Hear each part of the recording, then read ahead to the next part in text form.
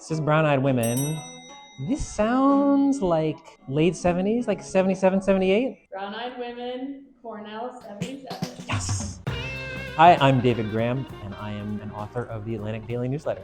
I have been listening to the Grateful Dead probably as long as I have been alive. My parents were big Deadheads. They went to many shows, and The Dead was the soundtrack to long car trips when I was a kid. So one of the games my dad used to play was he would be like, how fast can you identify this song coming out of the jam? And that was like an important, like, can you see where it's going? Can you, sort of take apart the music that way? In 1995, when Jerry Garcia died, I was at my grandparents' house, and I learned the news and started crying. And I think they were very confused about what was happening and why I was so emotional about it. Okay. I had to make sure it was going to be Know Your Rider. Gosh, the 80s are a lot trickier for me. Like 80, 83, 84?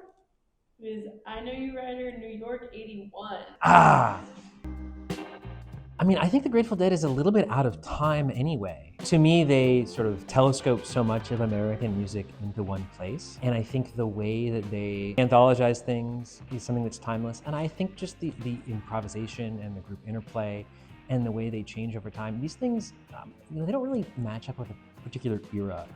There's this weird podcast called A History of Rock in 500 Songs. And they have an episode on the Grateful Dead that is really great if you love the Grateful Dead and have 4.5 hours on your hands. But they talk about the way the Dead is sort of embedded in Silicon Valley, I think in ways that are good and bad. And I think they were always a sort of technology forward band, whether that was allowing taping, and the sort of information wants to be free attitude, or the embrace of the wall of sound, or Jerry's experiments with guitar synths. And so I think it transfers to any kind of age. And I do think the values are so timeless and quintessentially American.